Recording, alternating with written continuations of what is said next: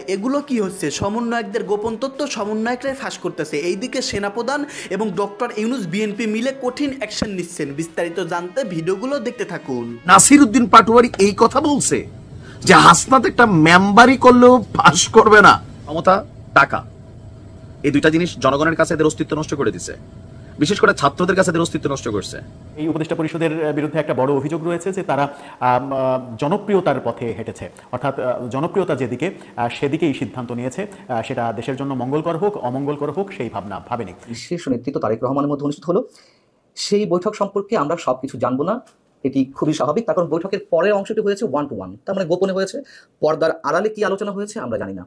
দর্শক, আপনাদের কাছে অনুরোধ, ভিডিওটি সম্পূর্ণ দেখবেন। প্রিয় দর্শক শ্রোতা, এবার এনসিপি নেতারাই নিজেদের মধ্যেই সংঘর্ষমূলক কথাবার্তা বলতেছে। প্রিয় দর্শক, সমন্বয়ক হাসনাত আব্দুল্লাহকে এনসিপির নেতা নাসির উদ্দিন পাটোয়ারি বলেছেন, তুমি মেম্বার নির্বাচন করলেও পাশ করতে পারবে না। অবশেষে সমন্বয়ক হাসনাত আব্দুল্লাহর সমস্ত গোপন তথ্য ফাঁস করে দিচ্ছে। প্রিয় দর্শক শ্রোতা, এইদিকে নির্বাচন প্রসঙ্গে তারেক রহমানের সঙ্গে ডক্টর ইউনূসের বৈঠকের পর থেকেই নানান আলোচনা বাংলাদেশে হয়ে যাচ্ছে রাজনৈতিক অঙ্গনে। প্রিয় দর্শক, সবকিছু মিলিয়ে সর্বশেষ কি অ্যাকশনে যাচ্ছেন বা কি সিদ্ধান্ত নিচ্ছে অন্তর্বর্তীকালীন সরকার জানতে চাইলে আজকের এই ভিডিওটি আপনাদের সম্পূর্ণ দেখা লাগবে। তো বেশি কথা না বাড়িয়ে আমরা মূল ভিডিওতে চলে যাই। আপনারা মনোযোগ সহকারে বিস্তারিত ভিডিওগুলো সম্পূর্ণ দেখতে থাকুন। ইজ ইট নাসির উদ্দিন পাটোয়ারি এই কথা বলছে যে হাসনাত একটা মেম্বারি করলেও পাস করবে না? বা আমার বিশ্বাস হচ্ছে না, আমার বিশ্বাস হচ্ছে না, এরকম মুস্তান ভাই রিঅ্যাকশন দিছে। ভাবিয়ে শোনেন, সারা জীবন ঘরের বেড়ির কথা বিশ্বাস করছেন না, খালি বাইরের মানুষের কথা বিশ্বাস করছেন, মাউগেরার কথা। মুস্তান মুখ সামলাইয়া কথা বলো তো কিতা কইতাম কইছি না, তুমি ভালো করে ফেক নিউজ নিকোন অথবা কপি পোস্ট কিনা না কখনেন আপনি না ঘরের বেড়ির কথাটা মনোযোগ দিয়া হইলেন। আমরা বেরিয়েতে বালাসাই কিতা নিউজটা কিতা, আমার আবার ফোন দিছে, আমি আবার একটু যে খুললাম, ভাই ঘটনা কিন্তু সত্য। নাসির উদ্দিন পাটোয়ারি ছেলেটার আইকিউ, সেন্স অফ হিউমার একটা এক্সট্রিম লেভেলে যে আছে, এটা প্রমাণিত। দেখেন, হঠাৎ করে হয় কি যে পাউয়া ধন পাইয়া বড়লোক হওয়া, লটারি লেগা আর পরিশ্রমের মাধ্যমে জেনারেশন টু জেনারেশন, যখন আপনি ক্লাসি একটা অবস্থানে যাবেন, পার্থক্য আছে আটকা পয়সালাদের। বাড়িঘর দেখলে দেখবেন সমান করে লাইছে টাইলস লাগাইয়া, স্বাগতম প্লেনের ছবি, গোলাপ ফুলের ছবি দিয়া ওইলান কইরা লাই, ভিতরে যে কালার দেয় দেখলে মাথা ঘুরান দেয়, বোঝাই যায় নতুন পয়সা হয়েছে, রুচি হয় নাই। কথাটা কেন বললাম? নতুন ক্ষমতা প্রাপ্ত একসময় ছাত্রলীগের লেসপেন্সার হিসেবে ছিল যারা, আজকে তাদের সবচেয়ে বেশি বড় বড় নেতা যারা হয়েছেন, তো তাদের আসলে রাজনৈতিক যোগ্যতা কতটুকু দেখেন। সোশ্যাল মিডিয়াতে জনপ্রিয়তা আর রাজনীতির মাঠে জনপ্রিয়তার মধ্যে আকাশ পাতাল পার্থক্য আছে, এটা নাসির উদ্দিন পাটোয়ারি বুঝে। হাসনাতরে সে বলছে যে হাসনাত, ভোটে জেতা কি এত সহজ? মেম্বার ইলেকশন করলেও তো জিতবা না, আগে মেম্বার ইলেকশন জিতে দেখাও। হাসনাত আবার লেখছে আপনাদের সরকারকে মেম্বার ইলেকশন দিতে বলেন আগে। তো আপনাদের সরকার মানে মুখ ফসকে কি বললো? মানে এই সরকার যে বিএনপি যে বরাবর অভিযোগ আনছে যে হোটকার সাক্ষী হোটকায় দেয়, মাইনসে দেয় না, বিষয়টা কিরকম হয়ে গেল? ভাই নাসির উদ্দিন পাটোয়ারি তো এনসিপির নেতা, হাসনাতও তো এনসিপির নেতা, তাহলে সে বলছে যে আপনাদের সরকারকে বলেন আগে মেম্বার ইলেকশন দিত। তার মানে এনসিপি যে সরকারি দল, এটা নিয়ে যতগুলো অভিযোগ আছে, ঘটনা কিন্তু সত্য, নিজেরা লাগালাগি করে বাইরে গেছে। এখন কেন নাসির উদ্দিন পাটোয়ারি এই কমেন্ট হাসনাতরে করলো? তবে কথা কিন্তু সত্য, মেম্বরিও ফাঁস করতো না, এটা বাস্তব। রাইট নাও হাসনাত করলেও করতে পারে, তবে বাকিটি করতো না। হ্যাঁ, যাই হোক, আপনারা জানেন যে গতকালকে ডক্টর ইউনূস এবং তারেক রহমানের মধ্যে যে বৈঠক হয়েছে, সারা বাংলাদেশের মানুষ এটাকে সাধুবাদ জানিয়েছে। এখন এই যে সেই বৈঠকে কি কি আলোচনা হয়েছে, ডক্টর মোহাম্মদ ইউনূসের থেকে বেশি বুঝে কারা? আমগো এই এনসিপির নেতারা, শিশু বাচ্চারা, মানে বিএনপি মজা করে বলে বাচ্চাদের মতন। হ্যাঁ, এনসিপির নেতাদের বক্তব্য যে গতকালকের এই বৈঠক ঠিক আছে, সুন্দর, ভালো, কিন্তু এটা দেশের সঙ্গে প্রতারণা, এটা শহীদদের সাথে প্রতারণা, এটা যোদ্ধাদের সাথে প্রতারণা। তো এরকম নানান বিষয়ের মধ্যে হাসনাত আবার আপনার এটা নিয়ে একটা স্ট্যাটাস দিছে যে সে লিখছে যে আমরা যদি দেখি যে জাতীয় ঐকমত্যের প্রশ্নে দেশের স্বার্থে সরকারের সাথে সকল রাজনৈতিক দলের এমন সুসম্পর্কই কাম্য, কিন্তু হতাশার বিষয় বৈঠকে নির্বাচনের মাস এবং তারিখ যেভাবে গুরুত্ব পেয়েছে, অভ্যুত্থান পরবর্তী বাংলাদেশের অন্যতম গুরুত্বপূর্ণ আকাঙ্ক্ষা বিচার এবং সংস্কার সেভাবে প্রাধান্য পায়নি। এটা হচ্ছে এনসিপির সবচেয়ে বড় কথা। তাসনিম যারা বলছে যে বিএনপি তাদের প্রতিশ্রুতি রক্ষা করে নাই, যে এই বৈঠকের মধ্যে আওয়ামী লীগের বিচার নিয়ে ওইরকম আলোচনা, তো বিচারের জন্য তো আন্তর্জাতিক অপরাধ ট্রাইব্যুনাল তৈরি করা হয়েছে, সেখানে রাষ্ট্রের আইনজীবী, কোর্ট, উকিল, আদালত, সময় যাচ্ছে, ইনভেস্টিগেশন চলছে, বিচার তো হচ্ছে। মানে আরো কি চায় যে ডক্টর মোহাম্মদ ইউনূস ক্ষমতায় থাকা শেখ হাসিনার ফাঁসি দিয়ে আওয়ামী লীগের ফাঁসি দিয়ে যাওয়া, এরকম? এটা তো ভাই এত সোজা না। এই যে লুৎফুজ্জামান বাবর বা জামাতের নেতা এটিএম আজহারুল ইসলাম, ওনাদের ফাঁসিটা সেই কবে হয়েছে, এখনো ফাঁসি হয়েছে? তাহলে ডক্টর ইউনূসের আজীবন থাকতে হবে ক্ষমতা, আজীবন এটা সম্ভব হবে না। সম্ভবত এই কারণে বিচারের বিষয়টা আলোচনা আছে না। সংস্কার তো চলমান, সরকার তো সংস্কারের জন্যই ফেব্রুয়ারি পর্যন্ত নির্বাচনের সময়টা নিছে, বিএনপি তো এখনই চাইছিল। আচ্ছা, তো হাসনাত লিখছে এই পোস্টে এনসিপির নেতা নাসিরউদ্দিন পাটোয়ারি, তাদের ভেতরে যে আভ্যন্তরীণ দ্বন্দ্ব আছে ক্ষমতা নিয়ে পদ নিয়ে, এটা প্রমাণ হচ্ছে এটাই। নাসিরউদ্দিন পাটোয়ারি সেক্রেটারি হিসেবে লিখছেন, হাসনাত ভোটে যেতে এত সহজ, মেম্বার ইলেকশন করলে তো জিতবা না, আগে মেম্বার ইলেকশন করে দেখাও, জিতা দেখাও। তো নাসিরউদ্দিন পাটোয়ারির এই মন্তব্যের জবাবে হাসনাত আবার লিখছে, আপনাদের সরকারকে মেম্বার ইলেকশন দিতে বলেন। আর এখানে নানান বক্তব্য আসছে যেটা নিয়ে পাবলিক আবার এগুলো নিয়ে স্বাভাবিক, আমরা ভিডিও বানাইছি, আলোচনা সমালোচনা হচ্ছে।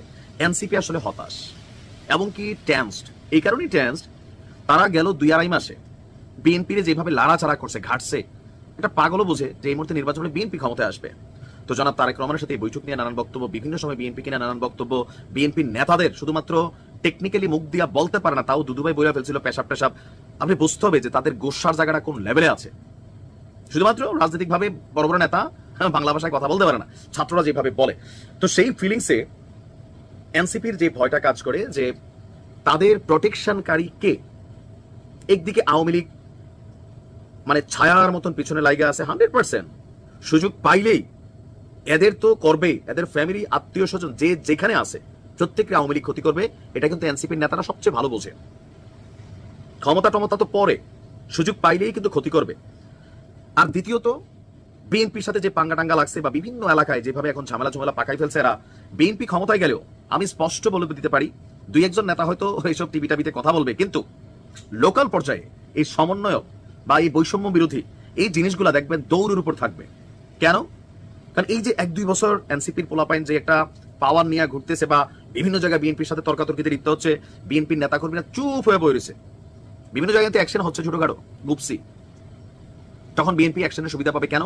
প্রশাসন তাদের, সরকার তাদের, মামলা হবে না হবে, কিন্তু সকালে মামলা হলে বিকালে বের হয়ে যাবে, এগুলা বাংলাদেশে হয়। তো সেই জায়গা থেকে এদের প্রটেকশনকে, আবার এরা যদি দেশ ছেড়া পালাই যায় তাইলে তো মানিজ্য শেষ। মূল সমস্যাটা আমার কাছে যেটা মনে হয়েছে একদম ফার্স্ট থেকে, যে কেন এনসিপির এই পরিণতি বা বৈষম্য বিরোধীর এই পরিণতি, মেইন কারণ হচ্ছে ক্ষমতার কাছাকাছি এদের যাওয়াটা, চেয়ার নেওয়াটা, টাকা পয়সা হাতে আসাটা। মানে অল্প বয়স, একটা বয়স আছে টাকা পয়সা সামলানোর জন্য, একটা বয়স আছে, পরিমাণ আছে। একটা 18, 20, 25, 26, 27 বছর একটা ছেলে কতটুকু টাকা লাড়তে পারবে?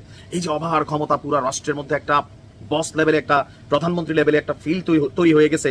এটা থেকে মাঝে মাঝে কি বলে নিজেরাই জানে না।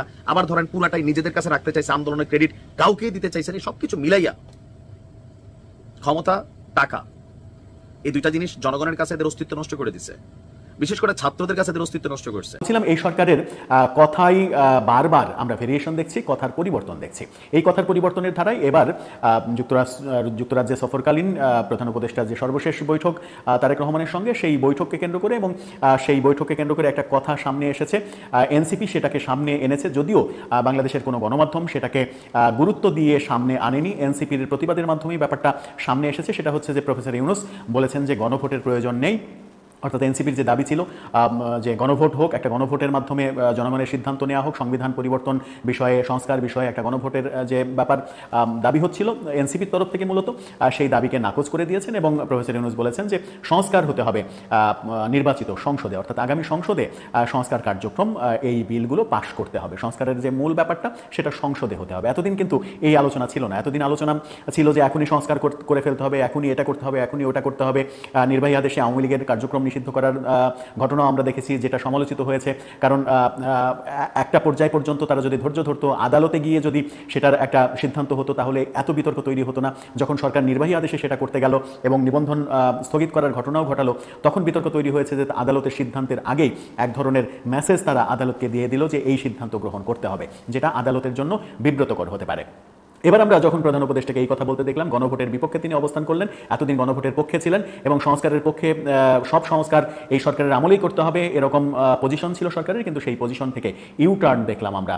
এবার সেই ইউটার্নেরই প্রতিবাদ করেছে এনসিপি। সংবাদ সম্মেলনে এনসিপি নেতা সরওয়ার তুষার তিনি স্পষ্ট বলে দিয়েছেন, প্রধান উপদেষ্টা দেশে ফিরে প্রথম যে কাজটা করতে হবে সেটা হচ্ছে যে এই কথাটা উইথড্র করতে হবে, অর্থাৎ গণভোট প্রয়োজন নেই এবং সংস্কার আগামী সংসদে, নির্বাচিত সংসদে হবে, এই কথাটাকে উইথড্র করতে হবে। এই কথা উইথড্র না করলে এক ধরনের আন্দোলনের হুমকিও দেওয়া হয়েছে।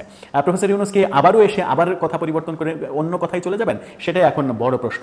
এখন দেখার বিষয় যে প্রফেসর ইউনূস যে অবস্থানে ছিলেন সেই অবস্থান তার যুক্তরাজ্য সফরে গিয়ে অবস্থান পাল্টে গেল। বিশেষ করে তারেক রহমানের সঙ্গে বৈঠকে অনেক অবস্থানই পাল্টে গেছে। নির্বাচনের দিনক্ষণ, তারিখ পরিবর্তন সহ অনেক কিছুই আলোচনায় হয়েছে।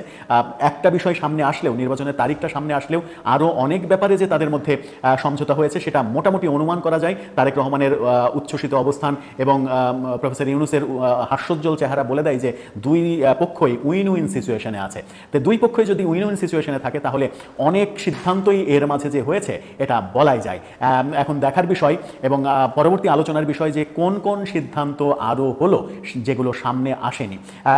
একটা নির্বাচনের সিদ্ধান্ত আমরা জেনেছি, ফেব্রুয়ারিতে নির্বাচনের ব্যাপারটা আলোচিত হচ্ছে। তারপরে যে ব্যাপারটাকে এনসিপি সব থেকে বেশি সামনে এনেছে, নির্বাচনের চাইতেও বেশি সামনে এনেছে, সেটা হচ্ছে গণভোটের অপ্রয়োজনীয়তা এবং সংস্কার আগামী সংসদে হওয়া। প্রফেসর ইউনূসের বর্তমান এই অবস্থান এনসিপির দাবির মুখে আবারও পরিবর্তন হয় কিনা, আবারও ইউটার্ন নেন কিনা, যে ইউটার্ন নেওয়ার ঘটনা আমরা গত 10 মাসে বহুবার দেখেছি, বহু বিষয়ে বহুবার দেখেছি, আবারও এরকম ঘটনা ঘটে কিনা এনসিপির দাবির পরিপ্রেক্ষিতে, সেটাই এখন দেখার বিষয়। দর্শক, আপনার কি মনে হয় এনসিপির দাবির পরিপ্রেক্ষিতে প্রফেসর ইউনূস কি আবার ইউটার্ন করবেন? তার এই অবস্থান, যে অবস্থানটা আসলে সবাই বলছিলেন যে সংসদ ছাড়া সম্ভব নয়, কারণ যে কোনো সংস্কার করতে হলে সংসদে যে গ্রহণযোগ্যতা, সেই গ্রহণযোগ্যতা লাগবে, সংসদ থাকতে হবে এবং সব থেকে বড় সংস্কার যেটা সংবিধান সংস্কার, সেই সংবিধান সংস্কার সংসদ ব্যতীত আর কারো করার কোনো এখতিয়ারই নেই। সুতরাং সংস্কার কার্যক্রম যে আদতে হবে না সেটা তারা বুঝেছিলেন, বুঝেও অনেক কথা বলেছিলেন, কিন্তু এখন বোধহয় প্রফেসর ইউনূসের এই কথায় বোঝা গেল যে তিনি সর্বশেষ অবস্থান যেটা ব্যক্ত করলেন তাতে তিনি পরিষ্কারভাবে বুঝেছেন যে সংসদ ছাড়া আদৌ সম্ভব নয়। বিশেষ করে সব থেকে বড় বাংলাদেশের অনেক কিছু পরিবর্তন করে ফেলার যে সংস্কার, সেগুলো সংসদ থেকে আসতে হবে। এখন দেখার বিষয় তিনি তার যে অবস্থান পরিবর্তন করলেন সেই পরিবর্তন থেকে আবারও আগের অবস্থানে ইউটার্ন করেন। প্রিয় দর্শক, যেই বহুল প্রতীক্ষিত বৈঠকটি লন্ডনে প্রধান উপদেষ্টা ডক্টর মোহাম্মদ ইউনূস এবং বিএনপির শীর্ষ নেতৃত্ব তারেক রহমানের মধ্যে অনুষ্ঠিত হলো, সেই বৈঠক সম্পর্কে আমরা সবকিছু জানবো না। এটি খুবই স্বাভাবিক, তার কারণ বৈঠকের পরের অংশটি হয়েছে 1-to-1, তার মানে গোপনে হয়েছে। পর্দার আড়ালে কি আলোচনা হয়েছে আমরা জানি না। এবং সেই সূত্র ধরে যদি আমরা এই মন্তব্য করি যে সংবাদ সম্মেলন অনুষ্ঠিত হয়েছে দুই বিশেষ ব্যক্তির মাধ্যমে, সেই সংবাদ সম্মেলনের মাধ্যমে আমরা নিশ্চয়ই সবকিছু স্পষ্ট কিছু জানতে পারবো না, সেটাই স্বাভাবিক। তারপরও সেখান থেকে কিছু প্রশ্ন তুলতে চাই, আমি কোনো ব্যাখ্যা করতে চাই না।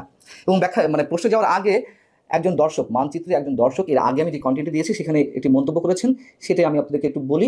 তিনি বলছেন যে প্রধান উপদেষ্টা এবং সরকার ক্ষমতায় আরোহণের পর থেকে তাদের একটি নীতি লক্ষণীয় যে তারা কখনো কোনো বিষয় স্পষ্ট বার্তা জনগণকে দেয় না। বিষয় যাই হোক না কেন, ভাষা বক্তব্যের মাধ্যমে বিষয়টিকে ধোঁয়াশাপূর্ণ বা কনফিউজিং করে রাখা হলো সরকারের স্ট্র্যাটেজি। এক্ষেত্রেও তাই ঘটেছে, খুব স্বাভাবিক, এক্ষেত্রেও তাই ঘটেছে আমরাও মনে করি। এবং বিএনপির পক্ষ থেকে যে প্রতিনিধি বা বিএনপির যিনি প্রতিনিধিত্ব করেছেন সংবাদ সম্মেলনে, আমির খসরু মাহমুদ চৌধুরী, বিএনপি স্থায়ী কমিটির সদস্য, তার কাছ থেকেও আমরা খুব খোলাসা কোনো বক্তব্য পাবো না, এটাই স্বাভাবিক। এবং এই যে স্বাভাবিক অস্বাভাবিক কথাগুলো তুলে ধরলাম, এর মধ্য দিয়ে নিঃসন্দেহে পুরো জাতি অন্ধকারের মধ্যে রয়েছে, এটুকু আমরা বলতেই পারি।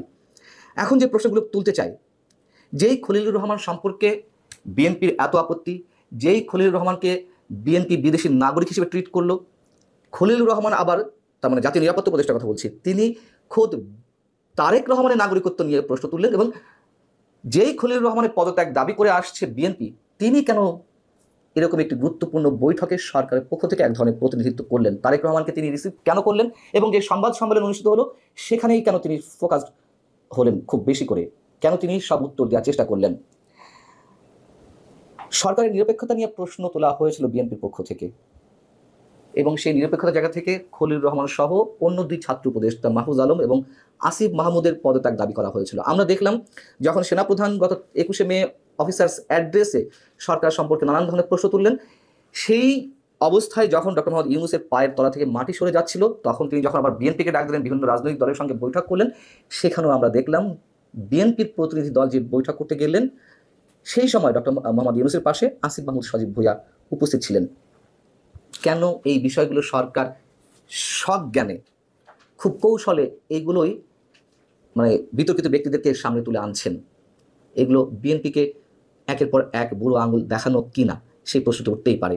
এবং যেহেতু নিরপেক্ষতা নিয়ে প্রশ্ন উঠেছে, এই সরকারের অধীনে সুষ্ঠু, অবাধ, নিরপেক্ষ নির্বাচন হবে কিনা, সে বিষয়ে কি তারেক রহমান কোনো প্রশ্ন তুলেছেন?